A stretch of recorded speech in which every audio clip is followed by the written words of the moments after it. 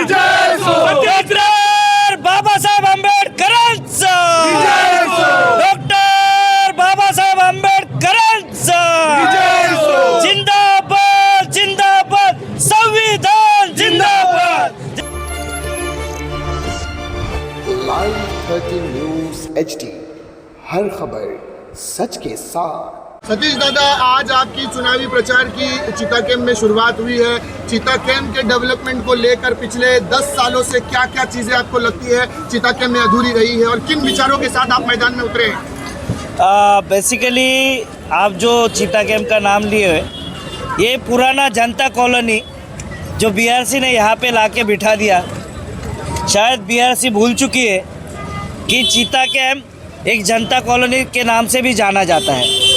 BRC भूल गई है कि ये चीता कैंप का डेवलपमेंट करने का बीआरसी भूल गई है, या हम हमारा हक मांगने का भूल गए हैं, या फिर हमने जो लोक प्रतिनिधि चुन के दिए उनको ये पता नहीं है कि जनता कॉलोनी और चीता कैंप का हक मांगना क्या होता है। जिस वक्त जनता कॉलोनी को यहाँ पे चीता कैंप में लाया गया, और चीता कैंप में एक प्लान्ड स्लम है। स्लम जैसे कि हम नवी मुंबई में जाते हैं और वहाँ पे देखते हैं कि एक प्लान्ड सिटी बनाई जाती है सेक्टर में, सेक्टर 1, सेक्टर 2, सेक्टर 3। अगर वाशी में चले जाते हैं, सानपाड़ा में चले जाते हैं, सेक्टर वाइज उनके विभाग बिठाए गए हैं। और अगर चीता कैंप में आते हैं तो ये प्लान्ड स्लम कहा जाता है, जो sector A, sector B, sector C, sector D में बिठाया गया है। ये एक सोची समझी साजिश है हमारे यहाँ के स्थानिकों के ऊपर, और हम नहीं चाहते कि इसकी कोई आवाज़ बने। बट हम यहाँ के भूमिपुत्र चाहते हैं कि इसकी आवाज़ बने, इसकी गूंज बीआरसी तक जाए, और बीआरसी को एक आंदोलन के स्वरूप में उनके ऊपर मांग करे कि चीता कैंप का डेवलपमेंट आपको करना है। चीता कैंप का डेवलपमेंट आपका और बीएमसी का करार हुआ है, तो आप बीएमसी को बोले कि चीता कैंप का डेवलपमेंट करें। हमारे घरों को घर के तरफ घर मिले, हमारे बच्चों को रोज़गार मिले। ये बीआरसी का अगर आप देखते हो, अणुशक्ति नगर विधानसभा में 288 विधानसभा में अणुशक्ति नगर विधानसभा एक ऐसी विधानसभा है जहाँ पे 8 केंद्र सरकारी कंपनियां हैं, केंद्र की गवर्नमेंट कंपनियां हैं, जिसमें नेवी है, बीआरसी है, RCF, HPCL, BPCL, Tata Power, Aegis chemical और इंडियन ऑयल जैसी 8 कंपनियां होने के बावजूद हमारे युवाओं को रोजगार नहीं मिलता है। चीता कैंप की समस्या उससे भयानक है। यहाँ पे पिछले कई टाइम से मैं आता हूँ, पिछले 5 सालों से देखता है, यहाँ की रोड की व्यवस्था, यहाँ के रोड का नियोजन नहीं है, यहाँ के गली का नियोजन नहीं है, यहाँ के पानी का नियोजन नहीं है। कुछ दिन पहले भारी बरसात हो गई तो लोगों के घर में घुटने तक पानी दिखा है। आपके ही मीडिया के माध्यम से हमने देखा कि काफ़ी घरों के अंदर पानी घुसा हुआ था। तो क्या हम हमारा हक नहीं पूछना चाहते? जिन एमएलए को हमने चुन के दिया, जिन प्रतिनिधि को हम लोग ने चुन के दिया, क्या हम हमारा हक नहीं मान सकते उनके पास कि हमने उनको चुन के दिया, उन्होंने हमारा क्या डेवलपमेंट किया? हमारे बच्चों को रोजगार या शिक्षा की कोई साधन उन्होंने खड़ा किया है? चीता कैंप में कितने ऐसे नए स्कूल उन्होंने बनाए हैं? जो समाज से वो आते हैं, उन समाज के लिए क्या क्या यहाँ पे वो माँ बहनों के लिए अगर आप रिक्शा से चले जाते हो तो देखिए, रिक्शा में 6 जन भर भर के रिक्शा वाले लेके आते हैं। वही रिक्शा में हमारी बहू बेटी, हमारे माँ बहनें सब वो रिक्शा में होते, और पुरुष भी वही रिक्शा में होते।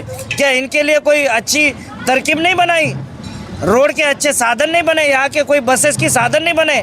चीता कैंप ट्रॉम्बे तक बस जाती, चीता कैंप के अंदर बस नहीं आ सकती, कोई बस व्यवस्था नहीं कर सकते।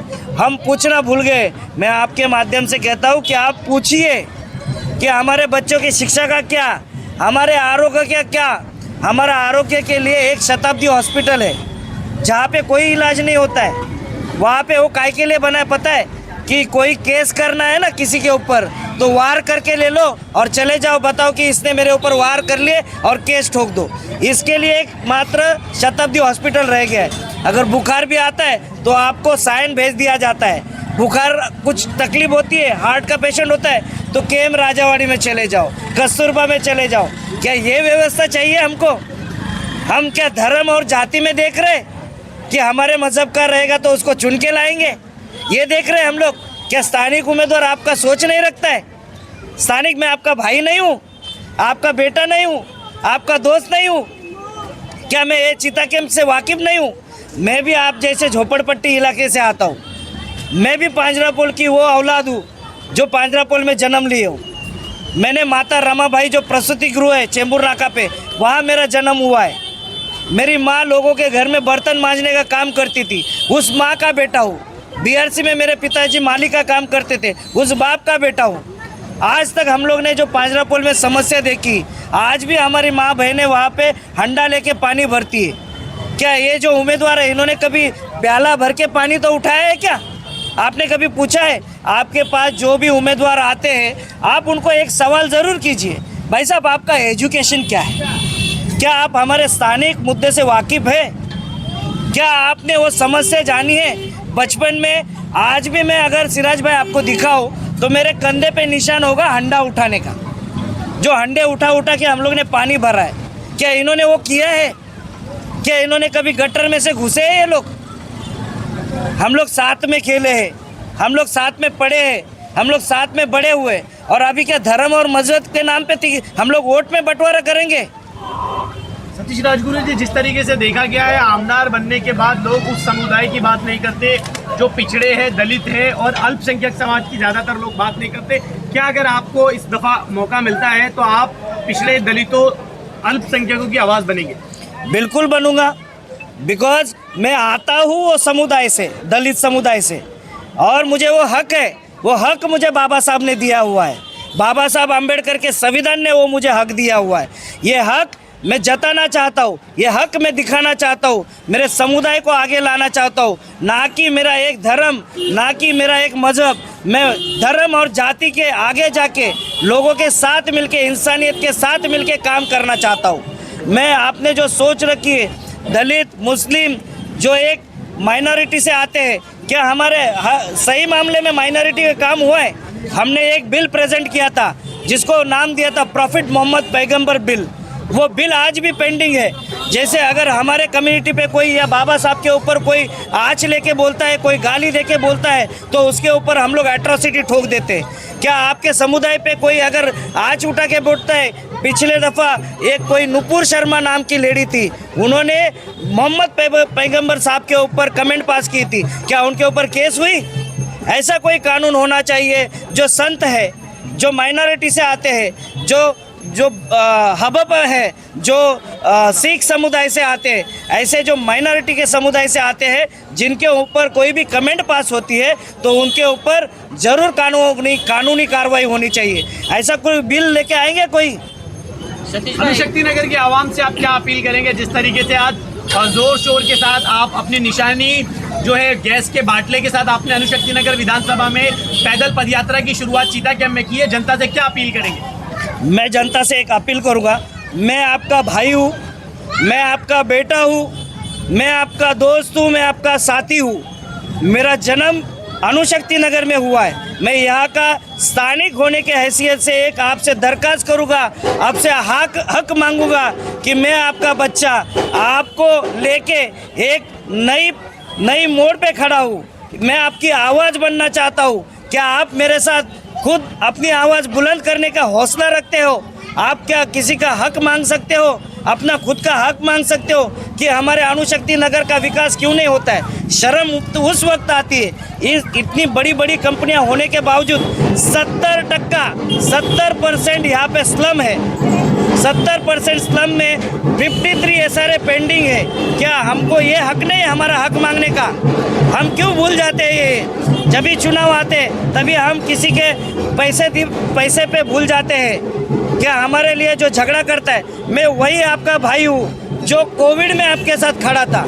मैं वही आपका भाई हूँ जो रोज़ आपके ट्रॉम्बे पुलिस स्टेशन में दिखता हूँ।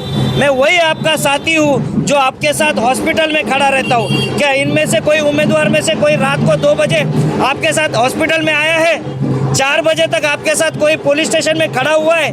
क्या इनमें से कोई आपके साथ कोविड में था? तो आप बताइए, मैं क्यों ना मेरा हक मांगूं? मैं मेरे लोगों से मेरा हक मांग रहा हूँ, मैं मेरे लोगों से मेरा प्यार मांग रहा हूँ। क्या मेरे को लोग प्यार नहीं देंगे? मुझे अपना भाई नहीं समझते।